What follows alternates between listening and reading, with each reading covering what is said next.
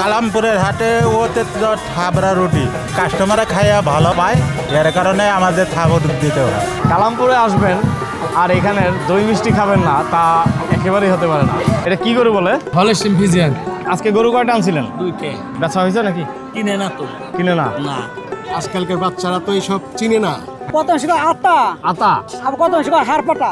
এখন তো আধুনিক অনেক সেলুন হয়েছে, কিন্তু এখানেই আপনি কাটাইতেছেন কেন? সেলানি গেলে 100 টাকা, আর এনে আমি কাজ করলাম 50 টাকা। ঝাড়ুটি আপনারা দেখে হয়তো ভাবতেছেন স্বাভাবিক ঝাড়ু, কিন্তু আমি এখানে আমার হাতে নিয়ে দেখছি এটা স্বাভাবিক ঝাড়ু নয়।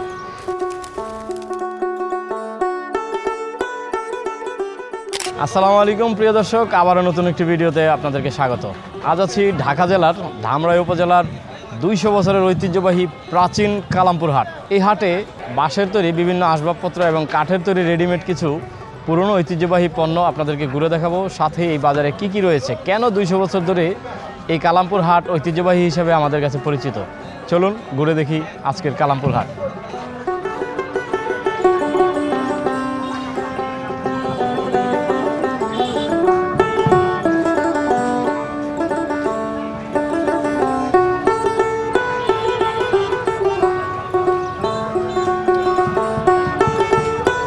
দর্শক, আপনাদেরকে কাইকারটেক হাটে দেখিয়েছিলাম এই পলো।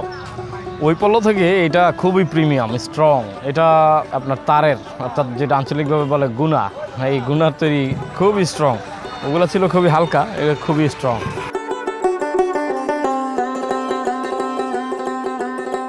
আগে শীতল পাটি ছিল, এটা শীতল পাটির আদলে তৈরি, কিন্তু এটা কি পাতার তৈরি একটু জানার চেষ্টা করব এই পাটি বিক্রেতার কাছ থেকে। এই পাটিটা কিসের তৈরি?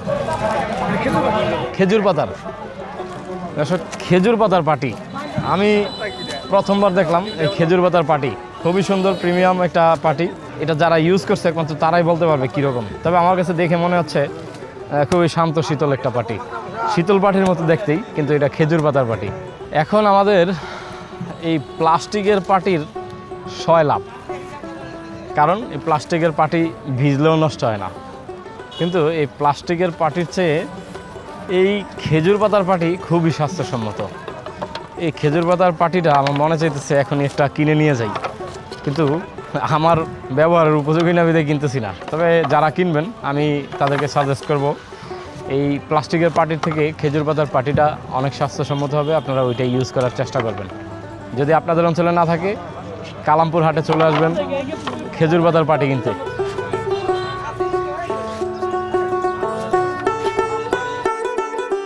দর্শক, এটি একটি বাঁশের যন্ত্র। এই যন্ত্রটির নাম এক এক অঞ্চলে এক এক নামে পরিচিত। এই অঞ্চলে এটাকে কারাইল নামে বলে।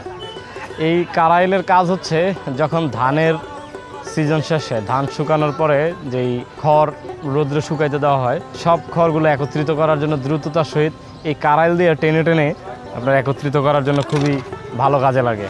এই যে দেখেন, এই একটা জিনিস আটকাইলাম, খুব ভালোভাবে আটকায় আছে। আপনারা অনেকেই আমার মতো এই কারাইল দেখে নিজেদের শৈশবে ফিরে যাচ্ছেন। যারা দেশের বাইরে আছেন, বিশেষ করে প্রবাসীরা, তারা এই বাঁশের তৈরি অনেক জিনিস দেখে তারা তাদের নস্টালজিক স্মৃতি মনে করতেছে। ছোটোবেলার অনেক স্মৃতি, আমাদের গ্রামীণ স্মৃতির সাথে জড়িত এই কারাইল। চলুন বাঁশের আরও কিছু পণ্য আপনাদেরকে দেখাই।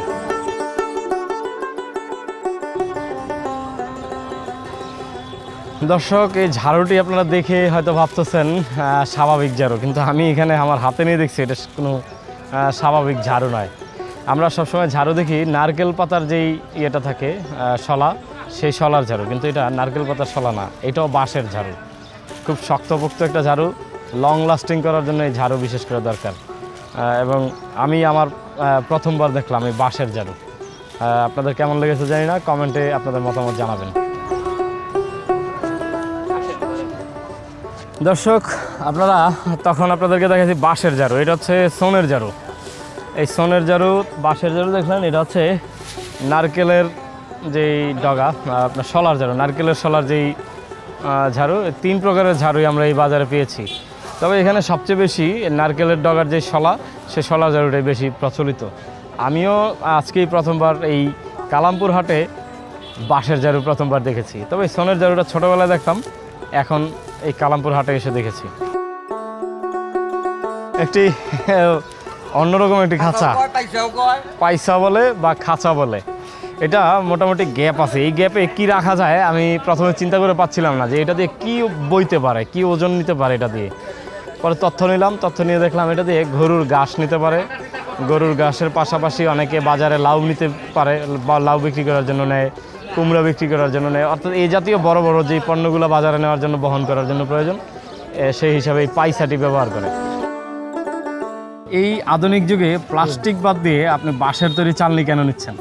না এটি আদি যুগের জন্য, তারপরে লাস্টিং করে ভালো। প্লাস্টিক তো লাস্টিং হয় না, Lasting মনে করেন টেম্পার নষ্ট হলে ঝরে যায়। আর এই যেটা ভালো করে রাখলে, যত্ন করে রাখলে অনেক দিন এটা ব্যবহার করা যায়। পরবর্তী প্রজন্মকে আপনার এই বাঁশের তৈরি পণ্য ব্যবহারের জন্য কি ধরনের মেসেজ থাকবে? মেসেজ মনে করেন বাচ্চাদের দেখাইতে হবে, জি, ওরা আসলে পরে চিনবে যেটা বাঁশের তৈরি একটা ব্যবহারিক। আজকালকার বাচ্চারা তো এইসব চিনে না, হ্যাঁ, হাঁটু আসে না, দেখেও না, কি এটা কি ব্যবহার সেটাও জানে না। জি, জি, যার ফলে মানে এইসব জিনিস শিল্পটা হারিয়ে যেতেছে। জি। এরাও পরিশ্রম করে ঠিকই, কিন্তু বাজারে এসে মানে তেমন ওই যে প্লাস্টিক ব্যবহার হয়, যার ফলে এদের তার মূল্যায়ন কম হয়। সেজন্য পরবর্তী প্রজন্মের প্রতি মেসেজ থাকবে, তারা হাটে আসবে, হ্যাঁ, এইসব হাটে জিনিস আসবে, দেখবে, দেখবে, এটা হ্যাঁ, ব্যবহারের ব্যবহার উপকারিতা করবে, বুঝবে এবং স্বাস্থ্যসম্মত বিধায় তাদেরকে এটা ব্যবহারের পরামর্শ দেবে।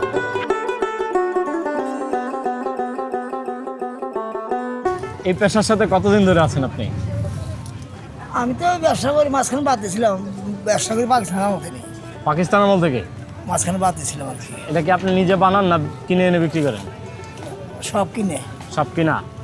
আগে বানাইতাম, এখন আগে যে এইগুলো বানাইতাম, আগে এই পাতি বানাই দেন, বুঝছেন, মানে বেচতাম, গিরের সমস্যা থেকে আমরা এখন বানাইতে পারেন না। নিচে বইয়ে থাকতে পারি। এই যে এই বাঁশের তৈরি জিনিসপত্রগুলো তো আমাদের স্বাস্থ্যসম্মত প্লাস্টিকের থেকে। এই প্লাস্টিকের তৈরি পণ্য দিয়ে তো আমাদের মানে স্বাস্থ্যগত দিক থেকে অনেক ঝুঁকির মধ্যে পড়ি। তো সুতরাং এই পেশার সাথে যারা জড়িত তারা না থাকলে তো আমাদের এই পেশা বিলুপ্ত হয়ে যাবে। এই প্লাস্টিক কত ভালো নে, সেটাই, কারণ আপনার ছেলেমেয়েরা এসব বানাইতে পারে, সবাই বানায় নাকি? সবাই এখন সবাই বানায় না, কত তো বাদ দিছে, বাদ দিয়ে ওই যে চাকরি করে। আর আপনি যে কিনে আনেন, কোথা থেকে কিনে আনেন এগুলো?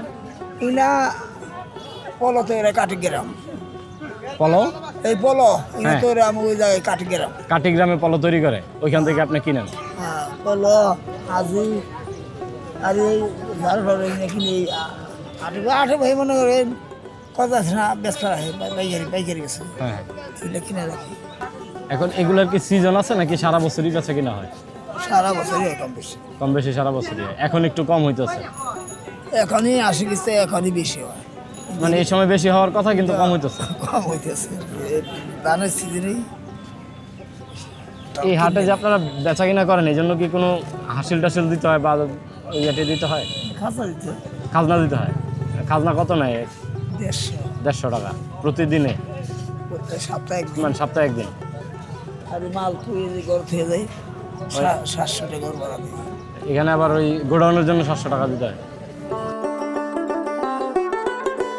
আমরা ছোটবেলায় যে কাঠের রিডিং টেবিলে পড়তাম, এই জেনারেশন তো সেই কাঠের টেবিল দেখেই নেই মনে হয়। এই কালামপুর হাটে সেই টেবিল রয়েছে, এখানে টুল রয়েছে, যেই টুল আমাদের একটু এটা আধুনিকতার ছোঁয়া পেয়েছে। এই টুলগুলো কাঠের টুল, আরও অনেক কিছু রয়েছে, যেমন কাঠের কবুতরের খাঁচা, তারপরে হচ্ছে আপনার মুরগির খাঁচা থেকে শুরু করে কাঠের চৌকি, ছোট ছোট চৌকি, জানালার গ্রিল করা এবং দরজা সহ একত্রিত করা আছে, মানে জানালার যে পার্টিশন সহ রেডিমেড, জাস্ট আপনি নিয়ে বসায় দিবেন। তার পরবর্তীতে রয়েছে দরজা, আপনাদেরকে দরজাও দেখানোর চেষ্টা করতেছি, চলুন। এই বাজারে কাঠের বিশেষ কিছু রেডিমেড পণ্য আমরা দেখতে পাচ্ছি, যে জিনিসটা এই প্রজন্মের দেখা খুবই জরুরি। এই কাঠের আসবাবপত্র ব্যবসা তো আপনারই? হ্যাঁ, এগুলো আমারই। কত বছর ধরে এই ব্যবসা করেন? এই প্রায় 20 বছর। প্রায় 2 বছর। আপনাদের কি এখানে দোকান আছে নাকি আসেন অন্য জায়গা থেকে? এই জায়গায় এমবি দোকান নাই, গোডাউন আছে। তার মানে এটা 7 দিন একদিন সাপ্তাহিক হাট, প্রত্যেক বৃহস্পতিবার আমরা বসি। হ্যাঁ, প্রত্যেক বৃহস্পতিবার এনে খোলা মার্কেটে বসি, তারপর মাল যা বেচা কিনে না হয় সব ঘরে নিয়ে থুয়ে দিই, ঘরে নিয়ে থুয়ে রেখে আসি, আমার পরের সপ্তাহে বেশি প্রত্যেক বৃহস্পতিবার বসি। আপনাদের কারখানা থেকে মালামাল আনা নেওয়ার পথে যাতায়াতে কোনো অসুবিধা হয়? না, কোনো অসুবিধা নেই, খুব সুশৃঙ্খলভাবে আসে? সুশৃঙ্খলভাবে আসে, ভ্যান আছে, এনে দেওয়া যায়, আমরা খালি শুধু বসে বসে বেশি। মানে কারখানা থেকে অন্য লোক আইনে দেওয়া দিয়ে যায়, আপনি শুধু বিক্রেতা? শুধু বিক্রি থাকলে বিক্রি করি। এখন কাস্টমার কেমন এইসবের? এনে 12 মাসে একরকমই থাকে, একরকমই ভাড়া ভরা থাকে। কেউ চৌকি টুকি কিনে নেয়, পোলা বানের নিকে টেবিল টুবিল কিনে নেয়, এখানে পড়ালেখার লিগে আজকের হাট কেমন গেল? ভালোই। ক্রেতা কি আগের থেকে বেশি না কম? না, বছর পরে একরকমই থাকে, বছর ভরা হার তো বছর ভরা একরকমই থাকে, বেশি কম না।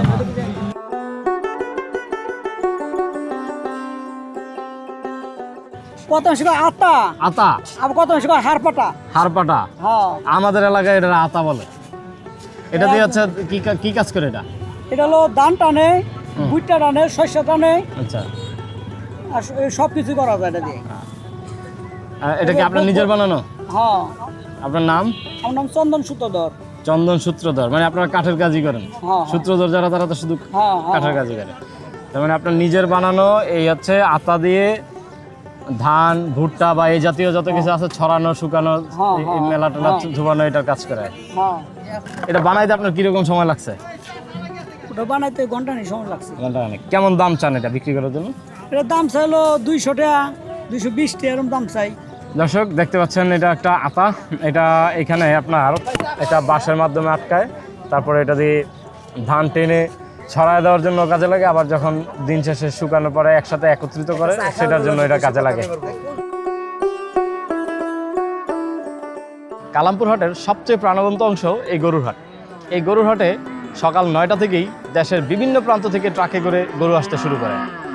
এই বাজারে নেই কোনো ডিজিটাল মাপজোকের ব্যবস্থা, স্রেফ চোখে দেখেই ক্রেতা বিক্রেতাদের মধ্যে দাম দরের মাধ্যমে গরু বিক্রি করা হয়। আজকে আপনাদেরকে কালামপুর হাটের এই গরুর বাজারের চিত্র দেখাবো। এই হাটে কতদিন ধরে গরু বিক্রি করেন? প্রায় 60 বছর। 60 বছর ধরে। আপনার বয়স কত? আমার বছর 75 উপর হয়েছে। 75 উপর। তার মানে আপনার 15 বছর বয়স থেকে গরু বিক্রি করেন? এই ছোটবেলা থেকে। এখন কি গরু ব্যাপারীরা কিনতেছে নাকি ওই যে কোরবানির ঈদ কেন্দ্র করে অনেকে গরু পালে? দুই ব্যাপারেও কিনবানছে, কুরবানি আলারাও কিনবানছে। আজকে তো 3টা গরু আনছি। 3টা বেচা হয়েছে? না, আজকে বেচা 3টাই গেছে। 3টাই রয়েছে।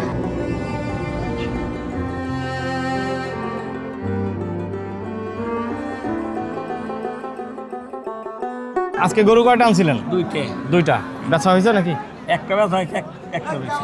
মানুষ কি শুধু দেখতেছে নাকি দামও করতেছে? কিনে না তো। কিনে না? না, এটা কয় মন হবে গরু? এখন কত আছে? 3 মণ, হাত 3 মণ। 3.5 মন হবে। এটার দাম কেমন চাচ্ছেন? 30,000। 1,30,000। আর ক্রেতা কেমন দাম বলে? 105, 100 এরকম বলে। বাজার ভালো হলে তো 10,000 উপরে বিকে। 10,000 উপর বিক্রি আছে।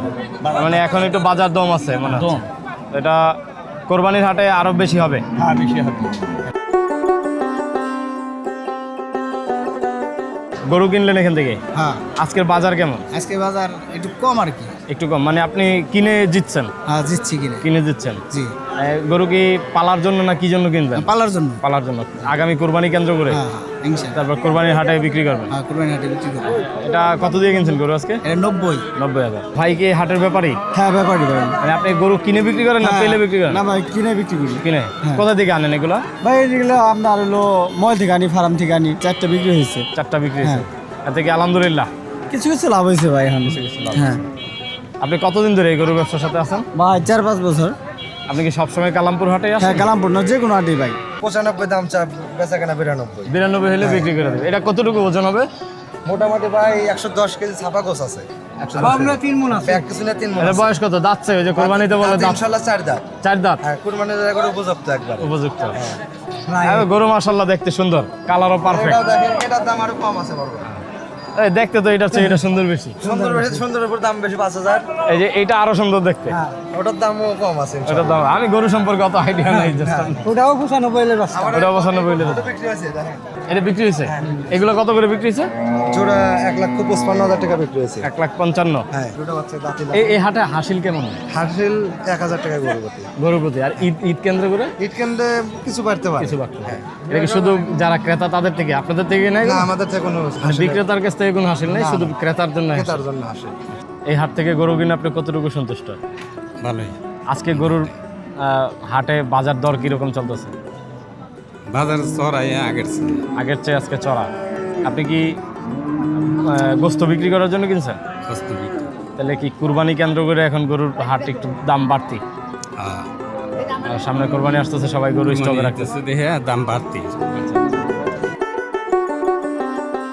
গরু কি ভাইয়ের? জি ভাই।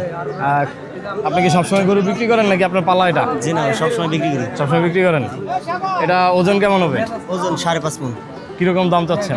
দাম চাওয়া দাম 1,75,000। 1,75,000। আজকে কি ক্রেতা শুধু দেখতেছে না কিনতেছে? তা কিনতেছে, দাম বলছিল। দাম বলছিল কিরকম বলছে দাম এটা?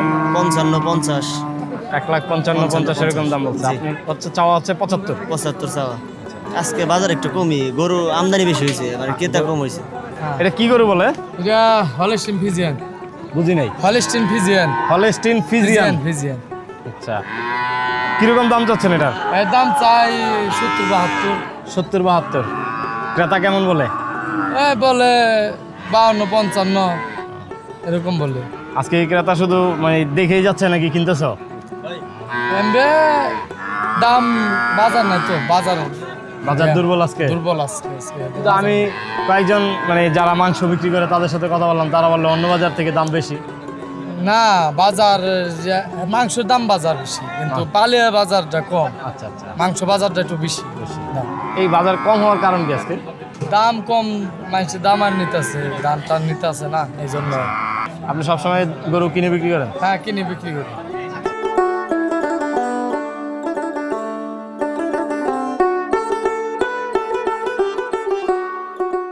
আমি 20-22 বছর ধরে। 20 বছর ধরে। আপনি কি পূর্বপুরুষের থেকে এই ব্যবসা পাইছেন নাকি নিজে থেকে শুরু করছেন? না, আমি পূর্বপুরুষ থেকে। মানে আপনার বাবা দাদা ওনারা এই কাজ করতো? তার মানে আপনার 20 বছরের অভিজ্ঞতা, তারপরে আপনার পূর্বপুরুষদের অভিজ্ঞতা রয়ে গেছে। জি জি। এই বাজারে আগের মতো কি কাস্টমার এখন হয়? হয়, কম নাই আর কি। আগের থেকে ভালো আছে। এই বাজারে আসলেই মানুষ আপনাদের এই রুটি মিষ্টি খাইতে এত আগ্রহী কেন? আগ্রহ স্বাদ পাই। স্বাদ পায়।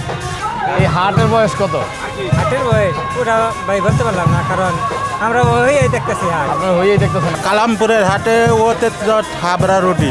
ঐতিহ্যবাহী থাবড়া রুটি। হ্যাঁ তাই শুধু থাবড়া দেওয়ার কারণে এটা থাবড়া রুটি হয়ে গেছে। হ্যাঁ হ্যাঁ, এটা মনে করেন নরম হয়, এর কারণে কাস্টমাররা খাইয়া ভালো পায়, এর কারণে আমাদের থাবড় দিতে হয়। কত বছর ধরে এই বাজারে আসেন আপনি? আমি বাড়ির কাছে ঘরে কেমন আচ্ছা। বাজার সাথে ব্যবসা করি, জুতার ব্যবসা করি, জুতার ব্যবসা করেন? নামাজ পড়ি, খাই। তার মানে হাটের দিন আসলে আপনি মিষ্টি পরোটা বা দই চিড়া খান? হ্যাঁ, এটা খাই, জোড়া খাই। এই হাটের ঐতিহ্য এটা? হ্যাঁ, এটা আমার ভালো। তাহলে হাটে আসলে সবাই এটা খায়? না, আমি পরে মিশে খাই। সবাই খান। তাহলে আমি চিড়া আর রুটি এই দুইটা বাদ দিলাম, শুধু দই আর মিষ্টি খাই নাকি? খান, ভালো, ভালো। এটাও ভালো। গরম তৈরি ভালো। আমিও খাই না। আপনার বাড়ি কি কালামপুরেই? ছোট কালামপুর। ছোট কালামপুর। আপনি কি এই বাজারে প্রায় আসেন? আসি। আসলে কি দই চিড়া খান? হ্যাঁ হ্যাঁ, এখানে দই চিড়া কেমন? ভালো। মানে আমরা যে ঢাকা থেকে আসছি, আমাদেরকে কি দই চিড়া খাইতে বলবেন না মিষ্টি রুটি খাইতে বলবেন? না, মিষ্টি খান, দই খান। মানে কোনটা ভালো, দই খামো না মিষ্টি খামো? দুটা খান। ও, এটা তো আরো ভালো করছেন, আপনার এলাকার ব্যবসায়ীর ব্যবসা বাড়াইতেছেন। মানে মজা বেশি কোনটা? আপনি তো দই খাইলেন দেখলাম। না, দইও ভালো, এমনি মিষ্টিও ভালো। মানে দই চিড়াটা বেশি ভালো না মিষ্টিটা বেশি ভালো? মিষ্টিও ভালো, দইও ভালো। আপনি কোনটা খান? হ্যাঁ, আপনি কোনটা খান? দই খাই, চিড়া খাই, মিষ্টি খাই। আপনি সবই খান? আমারও সব খাইতে বলবেন? হ্যাঁ হ্যাঁ হ্যাঁ। ঠিক আছে, তাহলে আমিও সব খাইয়ে দিই। হ্যাঁ, খান। দর্শক, কালামপুরে আসবেন আর এখানের দই মিষ্টি খাবেন না, তা একেবারেই হতে পারে না। আমি এখানের দুইজন মুরব্বী আঙ্কেলের কাছ থেকে রিভিউ নিয়েছি কোনটা ভালো। ওনারা আমাকে কনফিউজ করে দিয়েছে, তাই আমি মিষ্টি এবং দই দুটাই নিলাম। কোনটা ভালো হবে আগে খেয়ে দেখি, তারপর আপনাদেরকে রিভিউ দেবো। বিসমিল্লাহ। দইটা একটু টকটক লাগে, এবার একটু মিষ্টি খাই। মিষ্টি তো মিষ্টি।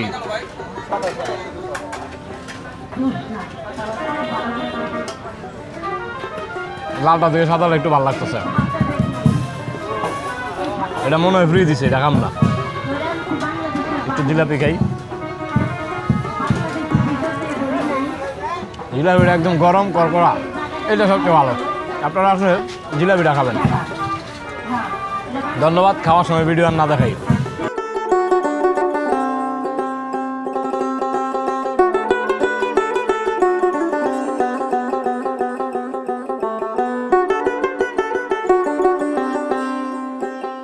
কালামপুর হাটের এই অংশে নেই কোনো আধুনিক সেলুন, কিন্তু রয়েছে কয়েক দশকের অভিজ্ঞতা সম্পন্ন নরসুন্দর, যারা এখানে চুল কাটেন এবং শেভ করেন।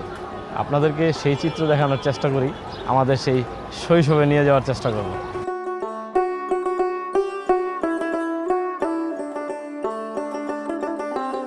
এই বাজারে আপনি কত বছর যাবত চুল কাটান? আমি মনে করেন 50-60 বছর। 50 থেকে 60 বছর এইখানেই কাটান? না, বিভিন্ন জায়গা ছিল, আচ্ছা, না আমি কাটা ছিল ওদিকে, ওদিকে জায়গা ছিল। এখন তো আধুনিক অনেক সেলুন হয়েছে, কিন্তু এখানেই আপনি কাটাইতেছেন কেন? সেলানি গেলে 100 টাকা, হ্যাঁ, আর এনে আমি কাজ করলাম 50 টাকা, 50 টাকা, অর্ধেক কম। অর্ধেক করে। কত বছর ধরে এই ব্যবসা করেন? আজকে 50 বছর। 50 বছর হয়ে গেছে। তাহলে আপনার বয়স কত? আপনার তো পুরো ইয়াং দেওয়া যায়। 65। আপনার 65 বছর বয়স? 66 বলবো। আপনার দেখে মনে হয় না। আপনি কি বংশ পরম্পরায় বাগদাদাই করছে, তালুইদা করছে। এখানেই করছে? এখানে আপনি চুল কাটালে কিরকম পান? আজকে 27 দিন, আপনার কি শুধু সাপ্তাহিক একবার বসে? 20 টাকা করে শুধু বৃহস্পতিবার দিন। এখন আপনাদের এই পেশাটা কিরকম চলতেছে? মোটামুটি। আগে না শান্তি নাই। আগের মতো শান্তি নেই। এখানে চুল কাটালে আপনাদের কি খাজনা দিতে হয়? কত? 60 টাকা প্রতি হাটবারের দিন।